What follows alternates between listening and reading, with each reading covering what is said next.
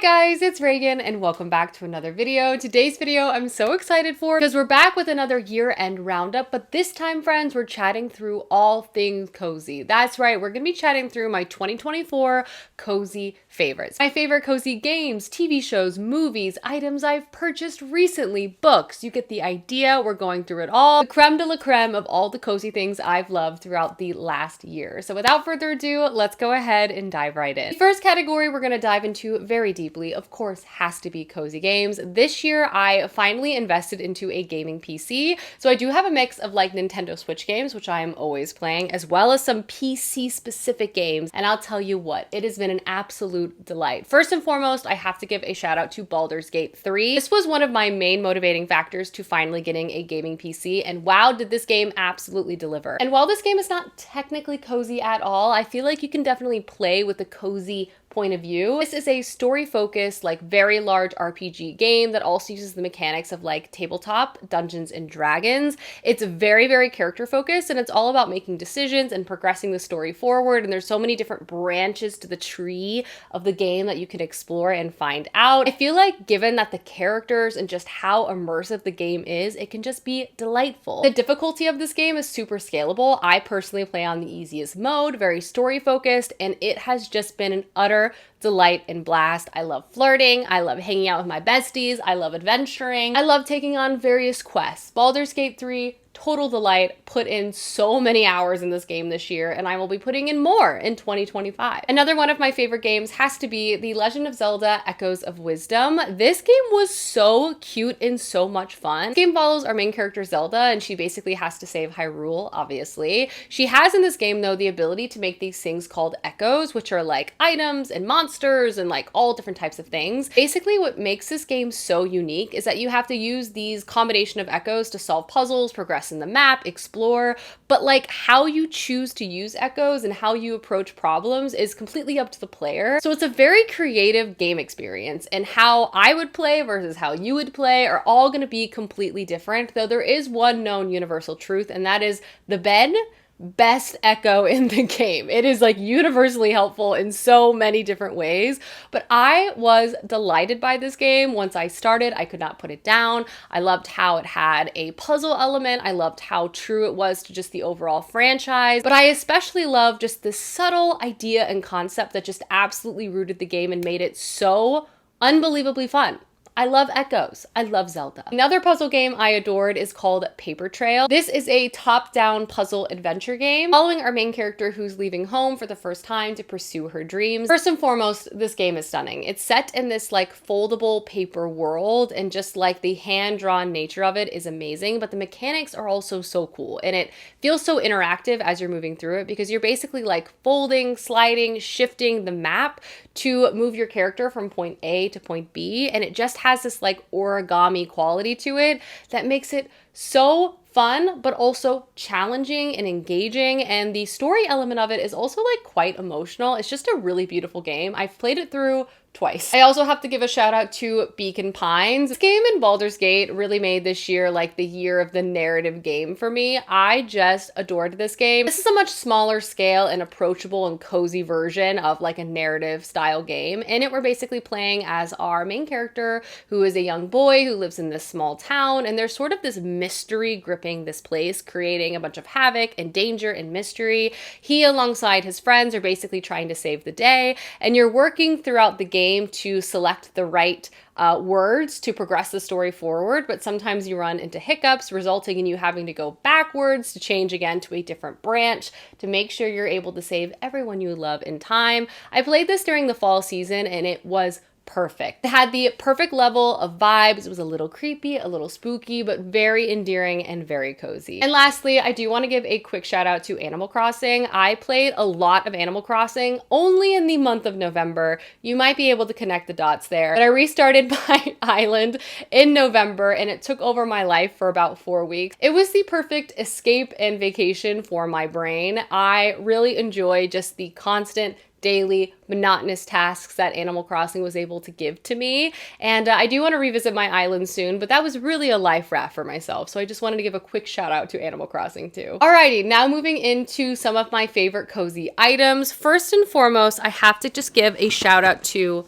puzzles. I love puzzles so much, and I always give puzzles a shout out on my channel, but I feel like this year I really got back into my love for seasonal puzzles. I was really intentional with trying to pick up books that like matched the vibe of the season, and I also tried to listen to corresponding audiobooks with the season, and it was such a fun experience. I would say two of my favorite puzzle brands are Ravensburger and Gallison. Showing off some puzzles, I have some Christmas puzzles from Gallison that I loved so much. These were recent completions for me. And then also a fall puzzle, but I have so many spring puzzles. I get a lot of questions on what I do with puzzles when I complete them. And honestly, I redo puzzles a lot. I also have a lot of friends that love puzzles, so we do a lot of swaps as well. That's the answer to that. But I just love a seasonal puzzle, and I'm going to be doing so many more next year as well. I also want to give a shout out to my brand new Kindle. This is the Kindle Paperwhite that came out this year, and I have fallen in love with the Paperwhite. I, in particular, just love this classic model because one, it is so fast. Like page turning and just moving through the interface is perfect. It's also very lightweight, which is great for reading and travel. And I just haven't upgraded my Kindle now in such a long time. So when I got this like brand new device, it kind of changed the game for me. And I'm really excited to decorate it and get like a clear case and add stickers to the mix. And yeah, I've become a Paperwhite girl. Along that same vein, I also have a Kindle accessory I want to give a shout out to, and that is the Kindle clicker. Basically, you clip this little part onto a Kindle, and then with this remote, you can turn the page. This has been a game changer, especially in the winter season, especially when my hands are cold and I'm really cozy on the couch. I no longer have to take my hand out of the covers and flip the page. I can just comfortably flick, flick, flick, flick, flick, and move right along. A lot of people have also said I need to add a gooseneck holder into my life. I'm definitely looking into that, but for now, I thought this was gimmicky, but I bought it, tried it out for myself. Not gimmicky, life changer. The Kindle clicker is amazing. Next up, I want to give a shout out to night lights. You know, I started putting night lights in my kitchen, initially like seasonal ones that were holiday focused, but I also just got like one to have up all year when it's not a holiday season. And it adds such a nice diffused low level light in the evenings that just make making a cup of tea or a sweet treat all the more delightful. It also keeps me from like running into things at night and without having to turn on the big light, because big lights are not so cozy. Night lights, very cozy. My next cozy item is my Ember mug. I have been a user of the Ember mug for like 7 or 8 years now, and my last one finally died this past year. It was quite horrifying looking, which is why I often never showed it in videos, because it was badly stained and just like corroded because I just have had it for so long. But I replaced it with this lovely soft blue one earlier this year, and it just like, you know, I could not live without an Ember mug. This guy keeps my coffee, tea, any drink at the perfect temperature for a very long time. I'm such a slow drinker, but I love to have my coffee while I'm reading every morning. And this guy keeps my drink warm for however long I want to read for. And it's just like such a life upgrade. It seems small, but I promise if you have an Ember mug, you quickly realize how much of a game changer this is. And I no longer am like reheating my coffee 10 times in the morning in the microwave. Love my Ember mug. And she's no longer as stained as my last one. And then my last favorite is my gaming mouse. As I already mentioned, I got a gaming computer earlier this year, which has just been so much fun. And honestly, the gaming computer, like all components of it, is also a favorite of mine. But specifically, I wanted to highlight this mouse from Logitech. You might see like a lot of girlies online having this mouse because honestly, it's so lovely. Basically have this line of gaming keyboards and gaming mice designed for women. And this mouse is so lovely. Not only is it aesthetically pleasing, but it's also smaller and a little daintier. And it's just so nice. I haven't used a mouse in a long time because I primarily work off of a laptop, but these things make working and being more productive so much easier. So like 2024 was the year a mouse re-entered my life because it's been a long time since I've used these and my wrist thanks me. And it's not just for gaming. I use it for work all the time. Love a mouse. Moving on now to some cozy reads I adored very much over the last year. First and foremost, we have The Spell Shop by Sarah Beth Durst. I described this as if a cozy fantasy story was sort of mixed with a farm sim. This was delightful, endearing, heartwarming, had the perfect level of romance, community, friendship. I just had a blast reading this book. This follows our main character, Kiela, and at the beginning of the story, she has to flee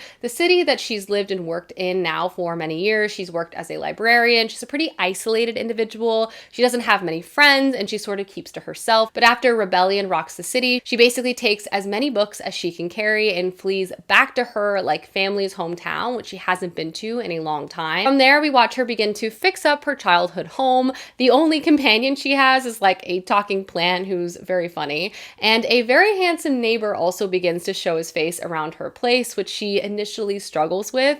This book has the perfect mix of like simple everyday tasks. Like our main character is making jam. She's planting her garden. She's meeting people in town. Like the stakes of the whole thing is just perfect, but there's a few moments of like intense plot lines that will keep you entertained and focused as well. Plus the romance is cute. It's just honestly super fun and a great cozy fantasy story. And I think there's another book coming out this year, which I will definitely be reading. I also want to give a personal shout out to contemporary romance this year. I'm not typically a big contemporary romance reader, but I read so many over the summer and it was a blast. I read 4 Emily Henry books, and I think my favorite was Happy Place by Emily Henry, but honestly, any of them are such a good time. There's such a lovely mix of like, obviously, romance that's well-paced, steamy, great back and forth, great humor, but there's also often like an individual character journey and friendship that's present within her books as well. Happy Place specifically follows like a group of friends that vacation every year together in Maine, and our primary set of characters have been in a very long relationship and a part of this friend group for like over a decade, but they recently broke up,